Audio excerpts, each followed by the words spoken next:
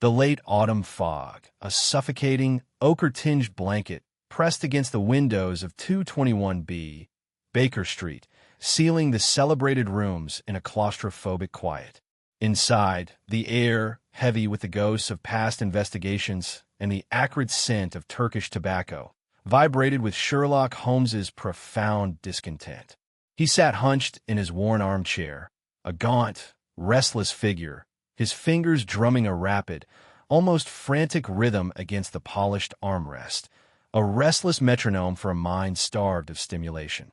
His hawk-like eyes, usually ablaze with an internal, analytical fire, were clouded with a deep-seated ennui, scanning with disdain the front page of the Daily Chronicle. The sensational headlines, screaming of a mundane parliamentary squabble and a particularly uninspired theatrical scandal, were mere static to his finely tuned intellect. In a desperate, almost contemptuous attempt to find any intellectual engagement, his gaze had fallen upon the logic puzzles for the keen mind section on the back page. A quaint woodcut depicted a country estate, a deceased baronet in his study, and a trio of agitated figures: the stoic butler, the grieving widow, and the surly groundskeeper. The accompanying text, "The Case of the Baronet's Stolen Ruby," presented a classic locked-room mystery. A priceless gem vanished, the master found dead by a single, peculiar scratch mark, and a tightly knit household offering conveniently watertight alibis. Holmes had dispatched the puzzle in under a minute, but not without a silent, withering critique. Elementary, he would have scoffed to Watson, but illustrative of the common failing. The butler's perfect alibi, given his precise schedule, is too perfect, suggesting an accomplice or a subtle manipulation of time. The widow's grief is performative. Note the lack of true despondency in her posture, merely shock, and the way her gaze drifts to the portrait of her late husband's younger brother. The groundskeeper, with his bad leg, is the obvious red herring, his gruffness designed to distract. The ruby was not stolen, but moved. The baronet's death was not murder, but a heart attack induced by the shock of discovering its relocation, exacerbated by a pre-existing condition hinted at by the faint discoloration around his mouth, a detail the puzzle setter, bless their limited insight, failed to mention. The scratch mark? Made by the ruby itself, not a weapon, as he desperately tried to retrieve it from its new, temporary hiding place before succumbing. The real culprit is the widow, in league with the younger brother, subtly shifting the gem to pressure the baronet for a greater inheritance, unaware of his fragile health. A clumsy plot, executed with theatricality, designed to implicate the groundskeeper and marry off to the brother later. Predictable, utterly predictable. He flung the paper aside, a sigh escaping his lips, a mournful exhalation of a mind craving a challenge worthy of its formidable, yet currently slumbering, powers. The sheer predictability of human avarice, when presented in such a facile form, was an insult to his faculties. The bell of the street door, echoing through the quiet house, was almost a welcome relief. The sudden, sharp peal of the doorbell sliced through the stagnant air of 221B, a welcome discord in the symphony of Holmes's boredom. It was an urgent, almost agitated ring, not the polite chime of a casual caller, nor the authoritative summons of Scotland Yard, but something far more fraught. Holmes, who had been idly contemplating the precise trajectory of dust motes in a sunbeam, stiffened, his head cocked ever so slightly to catch the nuances of the approaching footsteps. Mrs. Hudson's familiar, bustling shuffle was quickly followed by a heavier, more hurried tread. A man's step, firm but uneven, indicating either a slight limp or a profound state of agitation causing an irregularity in his gait. The subtle tremor in the floorboards as he neared the drawing-room door spoke volumes of his nervous energy. The door creaked open, admitting a gust of the damp London air, carrying with it the faint, earthy scent of wet leaves and the sharper, metallic tang of iron. Mrs. Hudson, her expression a tight-lipped mask of disapproval, a sign, Holmes noted, that the visitor had already proven rather trying, announced with a strained formality, "A Mr. Josiah Blackwood, Mr. Holmes." Insist it's a matter of the utmost urgency. Mr. Blackwood himself wasted no time stepping into the room. He was a powerfully built man in his late 40s, dressed in a once fine but now distinctly rumpled suit of dark gray. His shoulders, though broad, seemed hunched under an invisible weight, and his usually ruddy complexion was pale and blotchy. His eyes, set deep beneath a furrowed brow, were bloodshot and darted about the room with an almost paranoid intensity before locking onto Holmes. A faint, almost imperceptible tremor ran through his left hand, which he kept clutched tightly over his heart. He reeked faintly of cheap gin and stale tobacco, a stark contrast to the air of quiet desperation that emanated from him. "Mr. Sherlock Holmes," he began, his voice a gravelly whisper, hoarse with either fear or exhaustion. I need your help. A matter of life and death, sir. My family's honor, perhaps even my very soul, hangs in the balance." He swayed slightly, gripping the edge of a nearby armchair as if to steady himself, his gaze pleading. This was no ordinary lost trinket. This was the raw, desperate cry of a man haunted by something far more sinister. Holmes's languor vanished entirely, replaced by a hawk-like intensity. His sharp, discerning gaze swept over Mr. Josiah Blackwood, absorbing every minute detail with the speed and precision of a scientific instrument. "Mr. Josiah Blackwood," Holmes stated, his voice a low, resonant hum, cutting through the strained silence. "Not from London, despite your recent passage through its grime. Your shoes, though scuffed, retain traces of fine, almost chalky white dust, consistent with the limestone quarries near the village of Blackwood in Gloucestershire. The same Blackwood, I presume, for which your family name originates." Blackwood flinched, his bloodshot eyes widening in startled apprehension. He opened his mouth to speak, but Holmes continued, unperturbed. "You arrived by the morning train, having slept little, if at all. The dark crescents beneath your eyes speak of prolonged sleeplessness, perhaps a night spent in anxious travel. Your suit, though once expensive, is rumpled and bears faint grass stains on the left knee and elbow, suggesting a recent, clumsy fall, or perhaps a struggle, outdoors. The faint, almost acrid smell of burnt wood and damp earth clings to your overcoat, an odor not of a domestic hearth, but of a larger, wilder fire, perhaps a bonfire recently extinguished, or even a smoldering forest undergrowth." Holmes paused, allowing his words to sink in, then continued, his voice dropping to a more incisive tone. "The gin, Mr. Blackwood, is a recent acquisition. The residue on your breath suggests a rapid, almost desperate consumption, not merely a social drink. You're not just agitated, you're profoundly terrified, grappling with something that has shaken you to your very core. And that left hand, clutching at your chest, not merely a nervous habit. The subtle swelling of the knuckles, the almost imperceptible tremor, points to a recent injury, perhaps a powerful blow delivered or received. You're here not just to find something, Mr. Blackwood, but to escape something. And I would wager that something is a secret, a very grave one, connected intimately to the estate of Blackwood Manor itself. Am I correct in assuming that your current distress pertains to a missing individual, perhaps a close family member, or even death?" Holmes leaned back, a flicker of predatory satisfaction in his eyes, having dissected the man's surface presentation to reveal the raw, trembling core of his predicament. The game, it seemed, was beginning to expand far beyond a simple lost heirloom. Josiah Blackwood stared at Holmes, his jaw slack, all pretense of composure utterly shattered. His pale blue eyes, no longer darting, were fixed on the detective with a mixture of awe and profound terror. He seemed to shrink into his rumpled suit, a man utterly exposed. "My God, Mr. Holmes," he choked out, his voice now barely a whisper, thick with despair. "You see everything. It's true, every word. I am Josiah Blackwood of Blackwood Manor. And yes, I am terrified, profoundly so, not just for myself, but for my brother." He took a ragged breath, running a trembling hand through his thinning hair. "My younger brother, Alistair, is missing. He vanished 2 nights ago. He was He was a difficult man, Mr. Holmes. Volatile, prone to fits of temper, but he was family. We argued a fierce row over something trivial, a misunderstanding about a boundary fence. He stormed out into the night, into the woods that border our estate, and hasn't been seen since. I've searched, the local constabulary have searched, but there's no trace. Only this.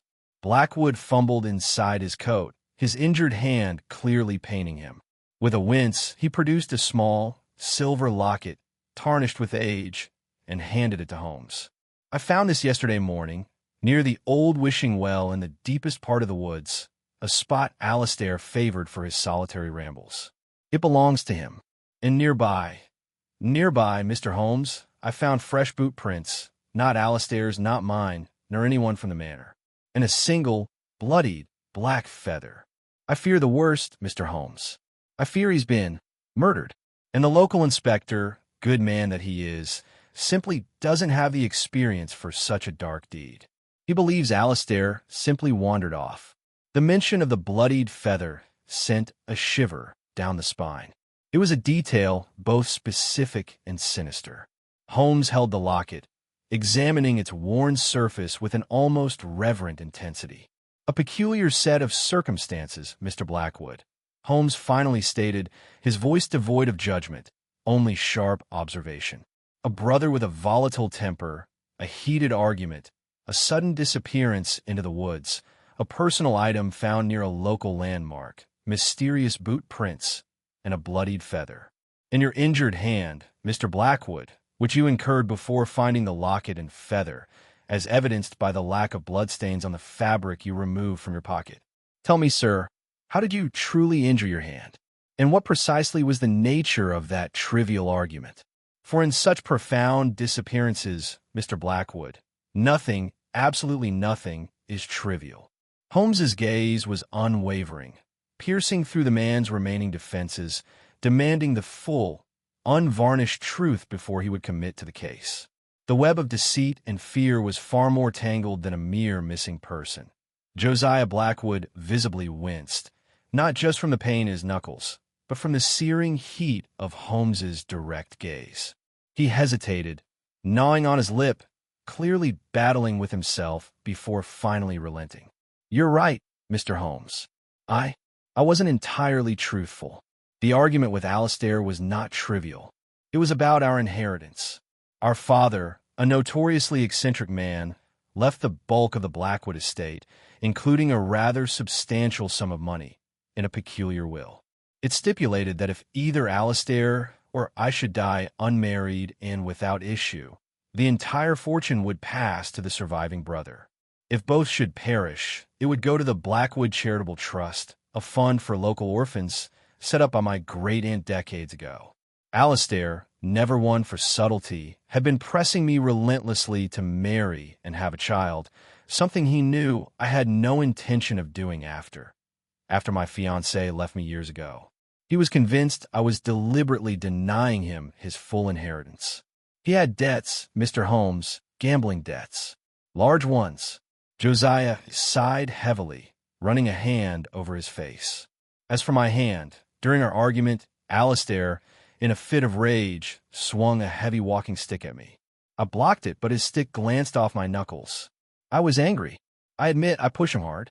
He stumbled back, hit his head against the stone wall of the manor, and then, before I could react, he stormed off into the woods, threatening to make me pay. That was the last I saw of him. His confession hung in the air, heavy with guilt and unspoken fears.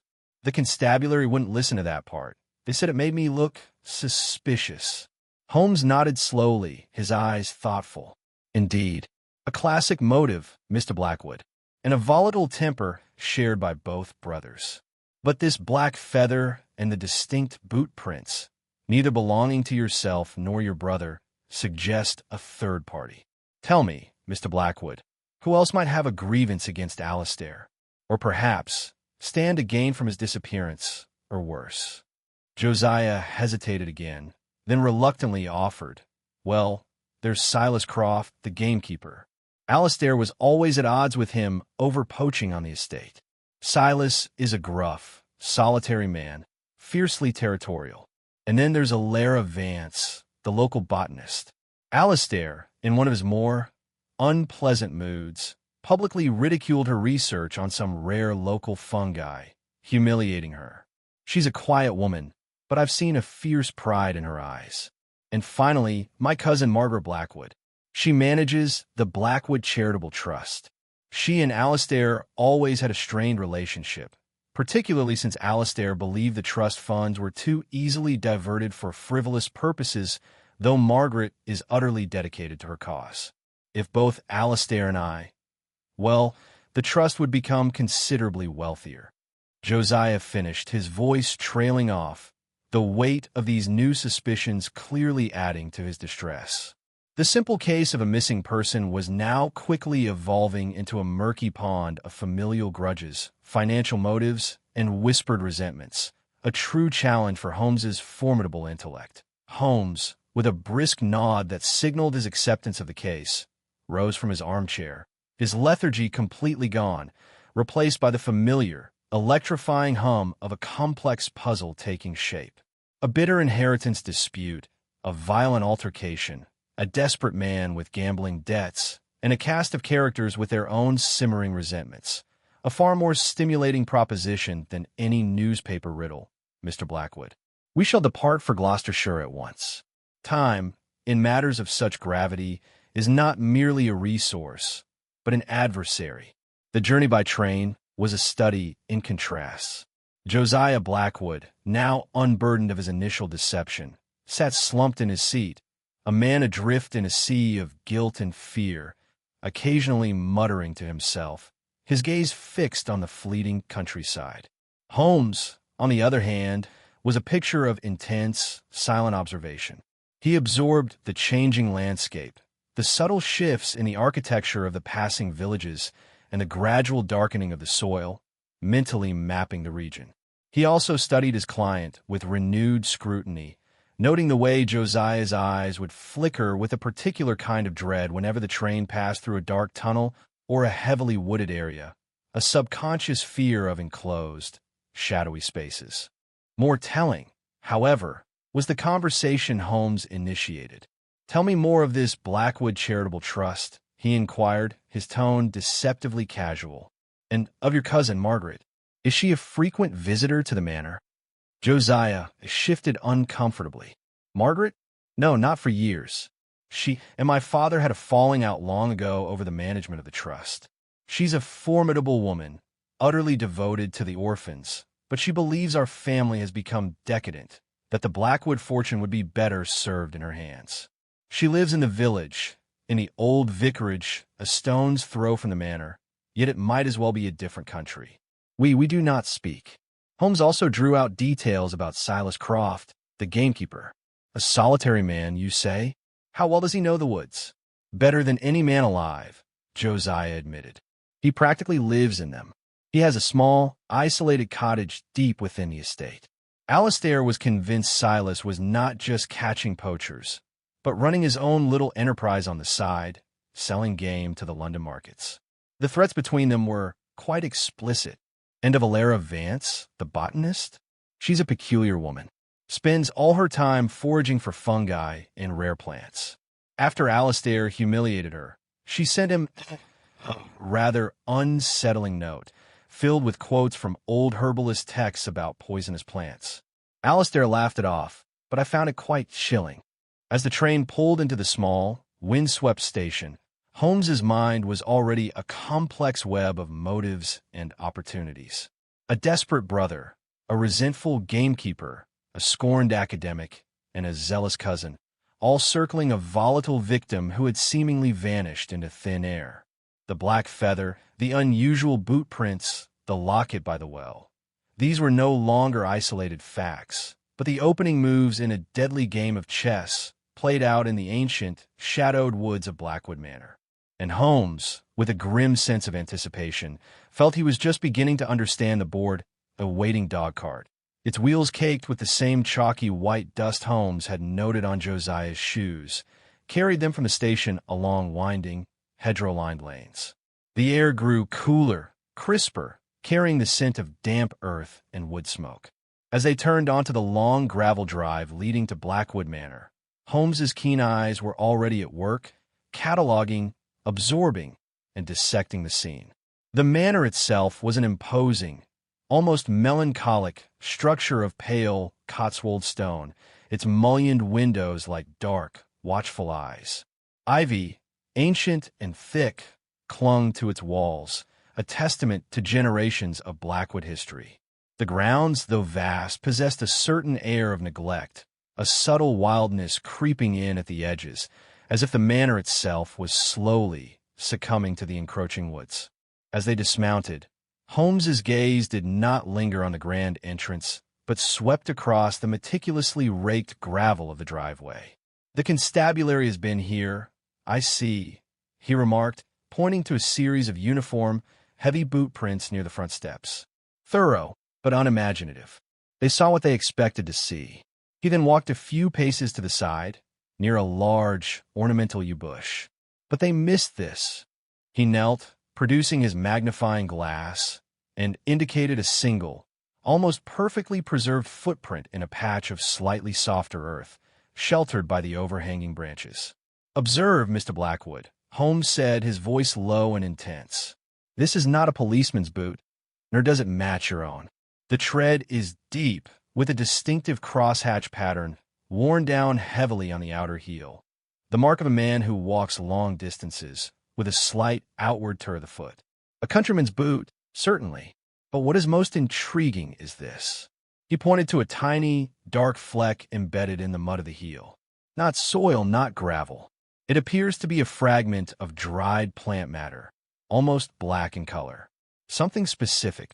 His attention then shifted to the stone wall of the manor, the very spot Josiah had described as the scene of his final, violent confrontation with Alistair. Holmes ran his gloved fingers over the rough-hewn stone, his eyes scanning for any minute trace. He stopped, his gaze fixed on a small, dark crevice between two large blocks. "Ah," he breathed, a flicker of triumph in his eyes. He carefully extracted a tiny, almost microscopic filament of dark blue wool, snagged on a sharp edge of the stone. "Alistair, I presume, was wearing a woolen jacket?" Holmes asked without looking up. "Yes, a dark blue tweed, his favorite," Josiah confirmed, his voice hushed with awe. "And this," Holmes continued, holding up the tiny fiber, "confirms your account of the struggle. He was indeed pushed against this wall. But what is most telling is not what is here, but what is not here. There is no blood, Mr. Blackwood, no hair. A man striking his head with enough force to cause a serious injury, let alone a fatal one, would almost certainly have left some trace. This suggests the impact, while forceful, may not have been the cause of his ultimate disappearance. He left this spot under his own power, albeit enraged." Holmes straightened up, his gaze now fixed on the dark, brooding line of the ancient woods that bordered the estate, a silent, looming presence. "The key to this mystery, Mr. Blackwood, does not lie within these walls, but out there, in the whispering shadows of the forest. That is where the real story began, and that is where I suspect it has tragically ended.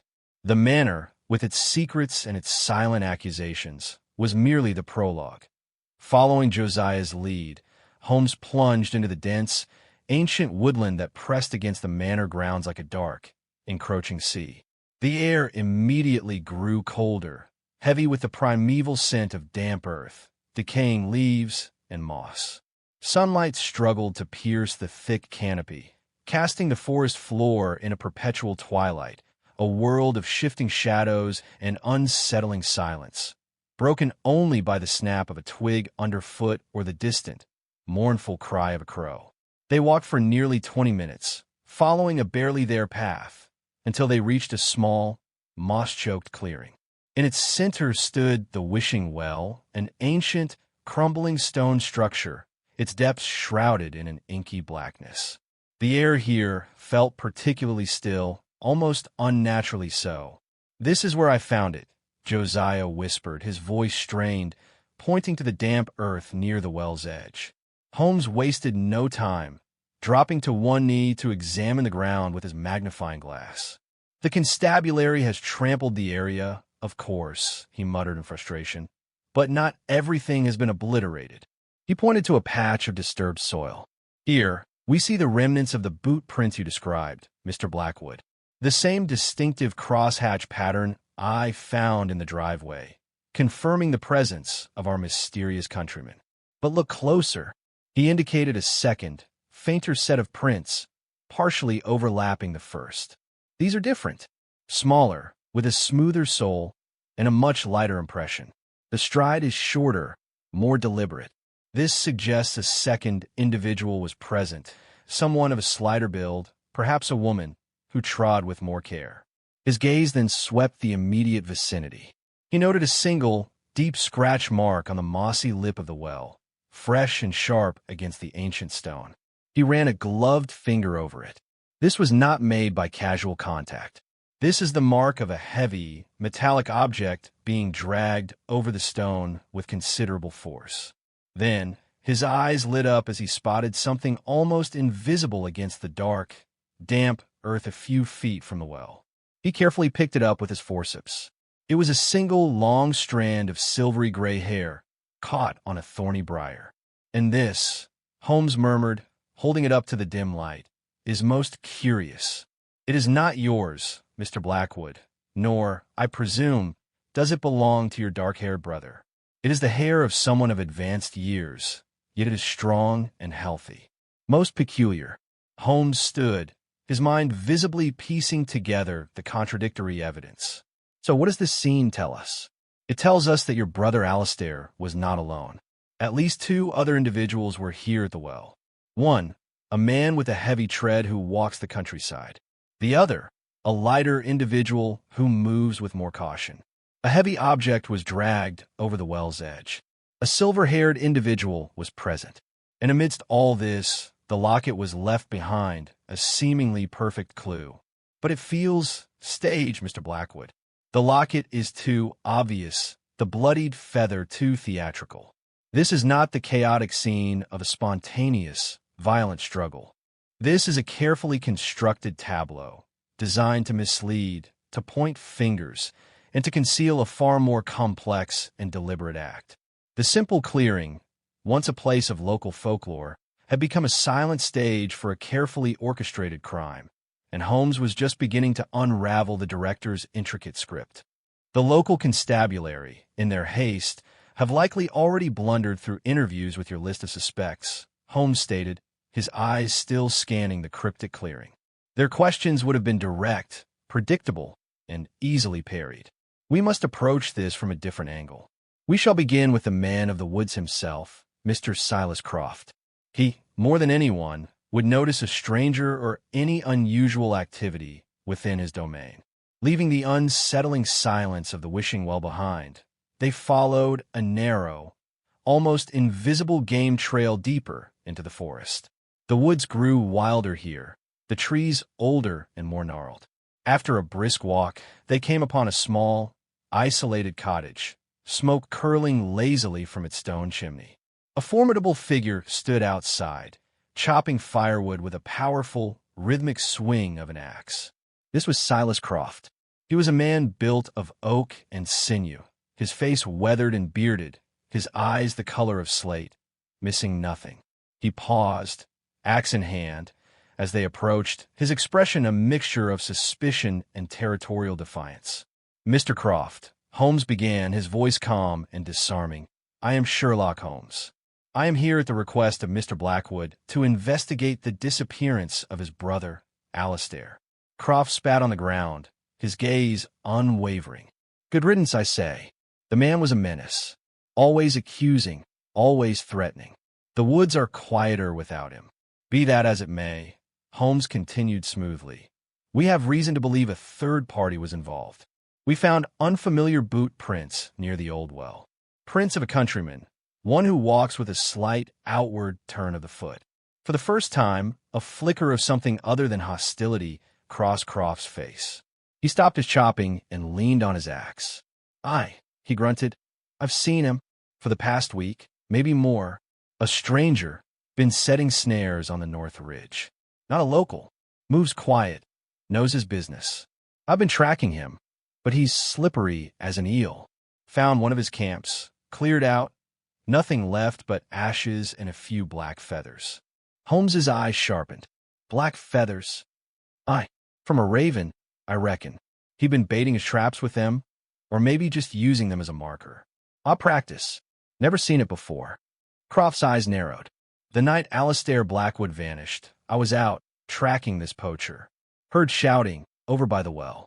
Two voices, one was Alistair's, full of rage. The other, I couldn't make it out. By the time I got there, the clearing was empty. Found nothing but the ground, all churned up. Figured they'd had a row and gone their separate ways. Did you see anyone leaving the area? Holmes pressed. No, Croft admitted, a note of frustration in his voice. But I did find this, the next morning, not far from the path. He reached into his coat and produced a small, exquisitely carved wooden bird, no bigger than a thumb, with a tiny, gleaming red bead for an eye. Not something a poacher would carry. Too fine. Dropped, I guess. Holmes took the small effigy, a new, complex piece of the puzzle. A poacher who uses ravens as a calling card. An argument between Alistair and an unknown voice. And now this. A piece of delicate, almost artistic craftsmanship found in the heart of the ancient woods. Mr. Croft, Holmes said, his voice now carrying a new weight. You say you were tracking a poacher, but a man with your knowledge of these woods could move, unseen, unheard. Your dislike for Alistair Blackwood is well known. You were near the scene of the disappearance at the time it occurred. You, sir, have just placed yourself at the very center of this mystery. Croft's face hardened, his hand tightening on the handle of his axe, the silent tension in the small clearing becoming almost unbearable. Holmes held Silas Croft's hostile gaze for a long moment, the tension in the clearing thick enough to cut with a knife. On the contrary, Mr. Croft, Holmes said, his voice calm and steady. Your admission and this curious token, he gestured with a small wooden bird, have made you not the center of this mystery, but one of its most crucial witnesses. A guilty man would have mentioned nothing of the poacher, nor the argument he overheard. You have been most helpful. The gamekeeper seemed taken aback by the logic, his aggressive posture deflating slightly. He grunted, a sound of grudging respect. Be careful in these woods, Mr. Holmes, he warned, his voice a low growl. They keep secrets older than the Blackwood name. And that poacher, he's no simple thief. There's a darkness about him. Leaving the gamekeeper to his thoughts, Holmes and a now thoroughly bewildered Josiah made their way to the cottage of Alara Vance. It was a stark contrast to Croft's rustic hut, a small, meticulously kept stone building surrounded by carefully tended gardens filled with an array of unusual plants and fungi. Alara Vance herself was a surprise. She was a woman in her early 30s, with intelligent, piercing green eyes and a cascade of striking, prematurely silvery gray hair tied back in a simple knot. She met them at the door, her expression wary but not unkind. Mr. Holmes, I was wondering when you might call, she said, her voice soft but clear. The village is rife with whispers. Then you know why we are here, Miss Vance, Holmes replied, stepping inside a room that was part laboratory, part library, filled with pressed flowers, botanical drawings, and leather-bound books. We are investigating the disappearance of Alistair Blackwood. I'm told you had a public disagreement with him. Alistair Blackwood was a brutish fool, she stated without malice, as if observing a simple fact of nature. He saw the world only for what he could take from it. He trampled a patch of extremely rare ghost orchids I had been cultivating for years, simply for the sport of it. My note to him was a warning that nature, in its own way, has its own forms of justice. Were you near the wishing well 2 nights ago, Miss Vance? Holmes asked directly. Her composure didn't falter. I was, she admitted freely. The area around that well is one of the few places the Messina interrupta, a unique bioluminescent fungus, grows. I was collecting samples. It is a task best done in the half-light of dusk. Then the lighter set of footprints, the ones with the smooth soles, they belong to you? They do, she confirmed. I saw Alistair there. He was in a terrible state. Ranting, pacing. I kept to the shadows, not wishing for another confrontation. Holmes then produced the small wooden bird Croft had found. Does this belong to you? Alara Vance's eyes widened in genuine surprise. She reached out and took it, her fingers tracing its smooth lines. My worry bird, she whispered. I carve it myself. It's an old folk tradition. You pour your anxieties into it and leave it in a quiet place. I was feeling a great deal of anger towards Alistair that evening. I left it by the well to calm my spirit. I must have dropped it when I hurried away. She also confirmed the silvery gray hair found at the scene was likely hers, as it tended to shed. Her story was plausible, almost perfect. It explained her presence, the footprints, the hair, and even the curious bird. But Holmes was not satisfied. You say Alistair was ranting, Miss Vance. Who was he arguing with? Mr. Croft heard two voices. A strange, almost fearful look crossed her face. That's the peculiar thing, Mr. Holmes, she said, her voice dropping lower. He wasn't arguing with another person. He was shouting at the well itself. He kept screaming, I know you're down there. Give it back. It's mine. He was in a frenzy, half mad. It was terrifying. That's why I fled. The image of Alistair Blackwood, alone in the woods, screaming into the depths of a dark, ancient well, added a chilling new layer of insanity to the puzzle. Holmes now had two prime suspects, a gamekeeper and a botanist, both admitting to being at the scene, both with motives, yet both providing stories that, while incriminating, also seemed to weave together into a larger, more bizarre tapestry of events. A man screaming into a well is not a common occurrence, even in the most rural of locales, Holmes remarked as they left Alara Vance's cottage, his expression a mixture of intense curiosity and grim understanding. Our next visit must be to your cousin, Miss Margaret Blackwood. Her perspective, as the custodian of your family's history, may prove invaluable.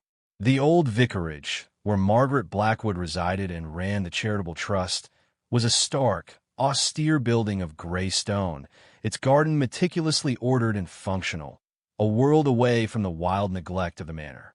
Margaret herself was equally formidable. A woman in her late 50s, dressed in a severe, practical black dress, with intelligent, shrewd eyes that seemed to assess and catalog Holmes in an instant.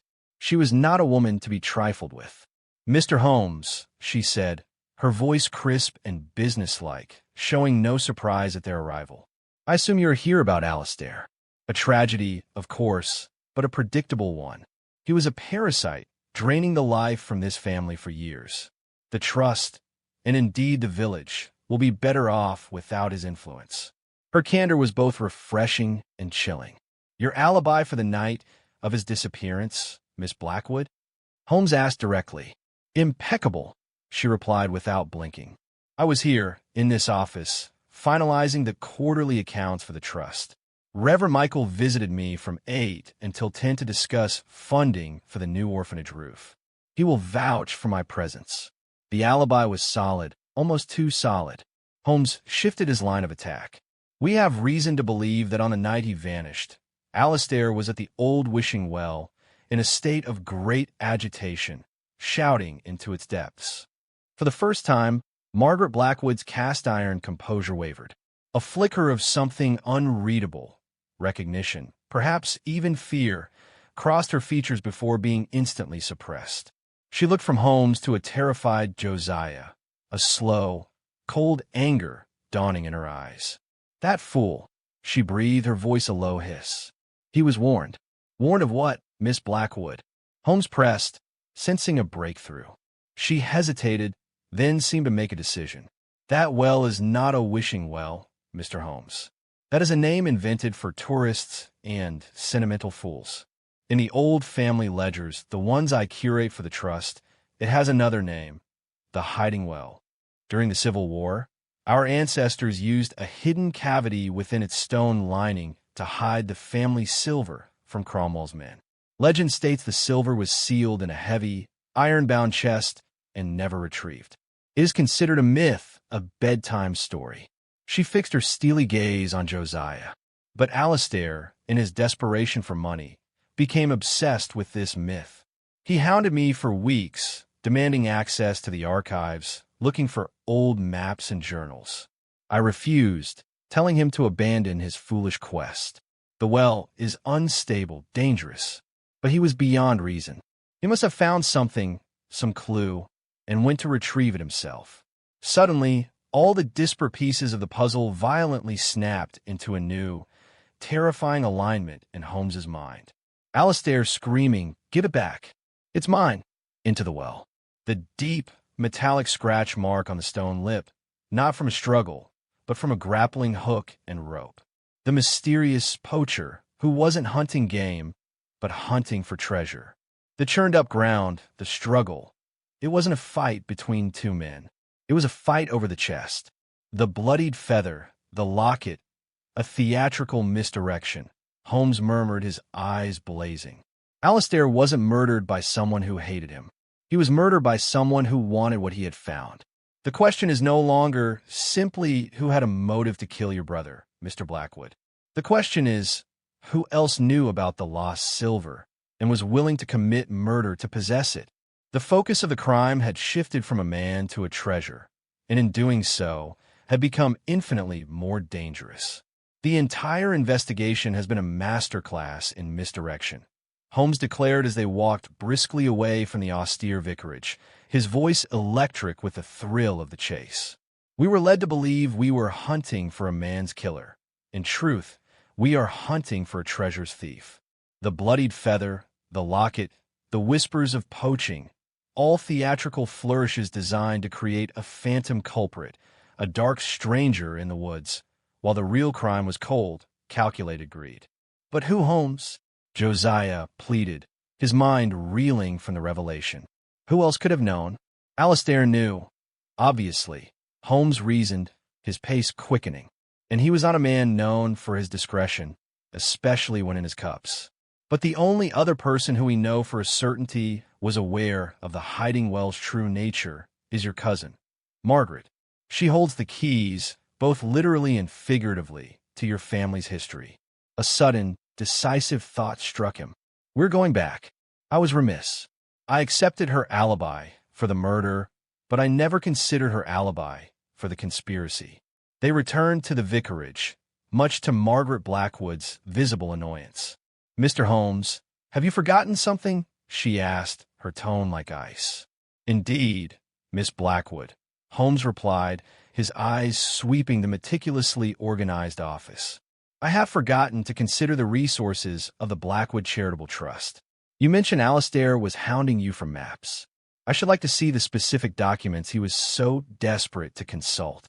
It may tell us what he found and where." Reluctantly, Margaret led him to a heavy oak cabinet containing the family archives. As she searched for the relevant folio, Holmes's gaze drifted to her large, leather-bound accounting ledger, left open on her desk. It was a testament to her precise, methodical nature. But Holmes's eyes, trained to find the anomaly in any system, immediately spotted it. Amidst pages of neat, predictable entries for charitable donations and operating costs, one line, dated just 3 days before Alistair's disappearance, stood out: a substantial cash withdrawal of £50, labeled simply Special Disbursement, Pest Control and Ground Security. £50, Miss Blackwood?" Holmes inquired, his voice deceptively soft, pointing to the entry. "A rather princely sum for catching rats and deterring poachers, wouldn't you agree? Especially when the estate already employs a full-time gamekeeper." Margaret Blackwood froze, her back still to him. For a long moment, she said nothing. The silence in the room was absolute. When she finally turned, her face was a pale, hard mask, her composure gone, replaced by a chillingly cold resolve. "You are a clever man, Mr. Holmes," she stated, her voice devoid of emotion. "Too clever." "It was you," Holmes stated, not as a question, but as a fact. "You didn't kill Alistair. Your alibi sees to that. But you hired the man who did. This poacher that Mr. Croft has been tracking is no poacher. He is your agent, a man paid from the trust's funds, hired to shadow Alistair. You knew Alistair would eventually find the silver, and you intended to have your man relieve him of it the moment he did, claiming it for the greater good of the trust. Her eyes glittered with a fanatic's light. That treasure is a blight, she hissed. It has corrupted this family for generations. Alistair would have squandered it on gambling and vice. In my hands, in the hands of the trust, it could build homes, feed orphans, do a century's worth of good. I hired a man, yes. A former soldier, down on his luck, a man the trust has supported. His instructions were simple. Watch Alistair, wait for him to find the chest, and then secure it. Discreetly. But it did not go discreetly, did it? Holmes pressed. A shadow of regret, or perhaps just annoyance, crossed her face. Alistair, in his moment of triumph, was like a rabid dog.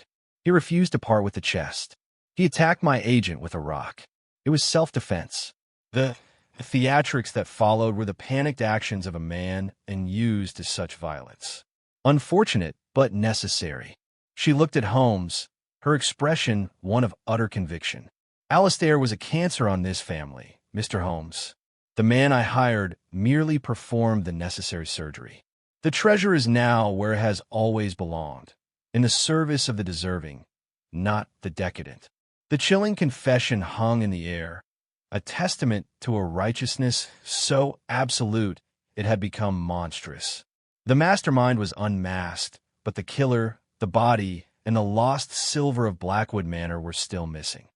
Holmes listened to Margaret Blackwood's chilling confession, his expression a mixture of intellectual appreciation for the audacity of the scheme and cold contempt for its executioner. His mind raced, re-evaluating every clue, every testimony in the stark, new light of her admission. Your plan was ingenious in its cruelty, madam, Holmes stated, his voice a low, cutting whisper.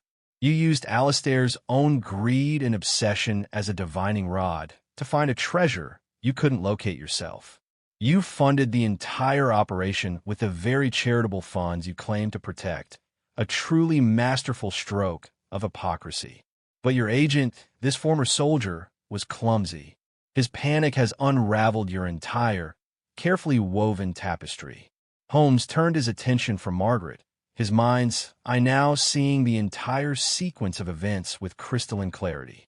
The boot prints in the driveway and at the well belonged to your hired man.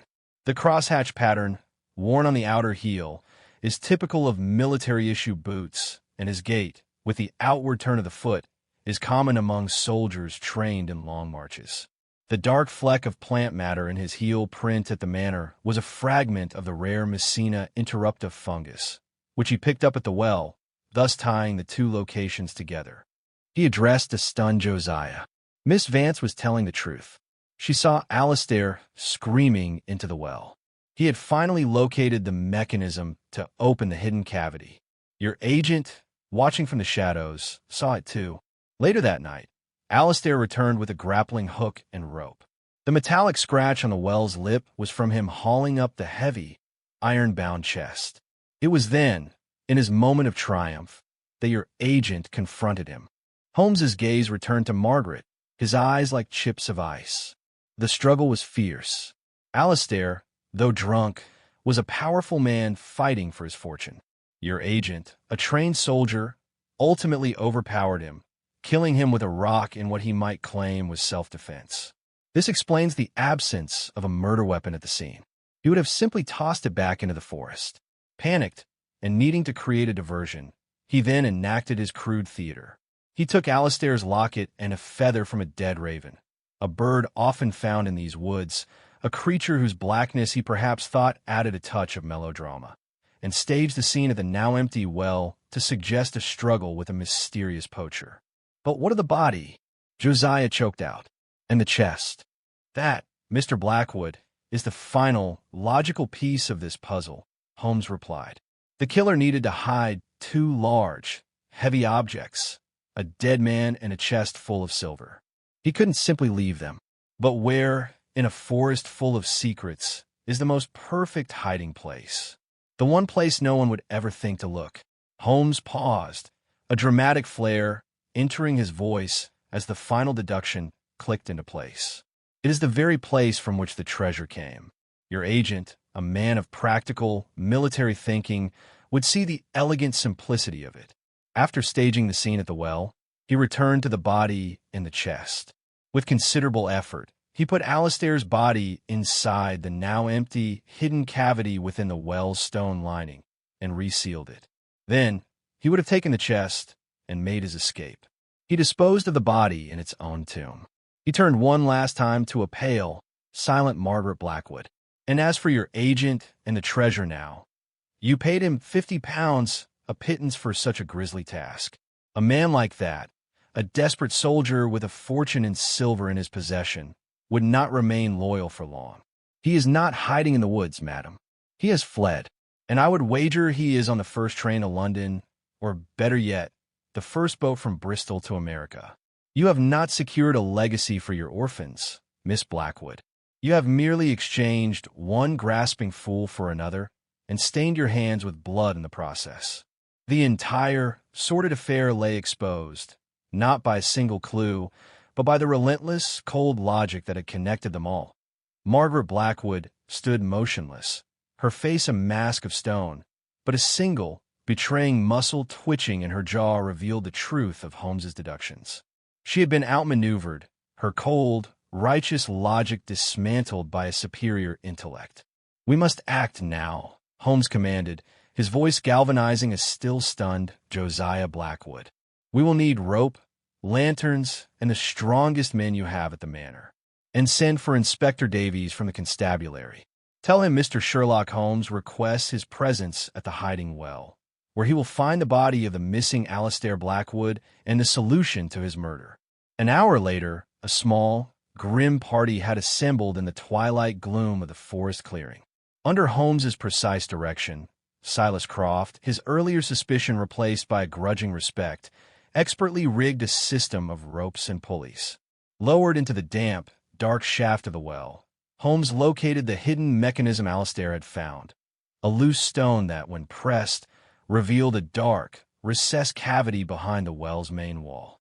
With a collective heave, the men on the surface pulled away the heavy stone block that sealed the impromptu tomb. A wave of cold, stagnant air washed over them, and there, crammed into the dark, narrow space, was the tragic, final proof of Holmes's theory, the body of Alistair Blackwood. As the local constabulary, led by a dumbfounded but grateful inspector, took charge of the grim proceedings, Holmes stood apart with Josiah. The silence of the woods seemed to press in, a final, mournful witness to the tragedy. "Your cousin Margaret will be arrested, of course," Holmes stated, his voice quiet but firm. "She is as guilty of this murder as the man who swung the rock. As for her hired killer and the lost silver of Blackwood, that is a chase for another day in another country. Scotland Yard may find him, they may not. Greed is a powerful motivator, but it often makes men careless." Josiah Blackwood looked at the well, then at the manor, its lights just beginning to glow in the encroaching darkness. "So, it is over," he breathed, a profound weariness in his voice. "Alistair is gone. Margaret is ruined. The silver, which has haunted our family for centuries, is lost once more. All for nothing." "Not for nothing, Mr. Blackwood," Holmes corrected, his gaze distant, thoughtful. "It is a harsh lesson in the true nature of inheritance. Your family was haunted not by a treasure, but by the avarice it inspired. Perhaps now, with the curse finally lifted and the treasure gone, the Blackwood name can find a peace it has not known for centuries." As they walked back towards the manor, leaving the grim work to the authorities, Holmes was silent. He had taken a case born of lies, navigated a maze of motives, and untangled a web of greed, folklore, and murder. He had found the truth, not in a single dramatic clue, but in the subtle connections, the psychological nuances, and the cold, hard logic that governed even the most passionate of human crimes. The intellectual famine of Baker Street had been satisfied, but the taste it left behind was as bitter and as cold as the depths of the hiding well itself.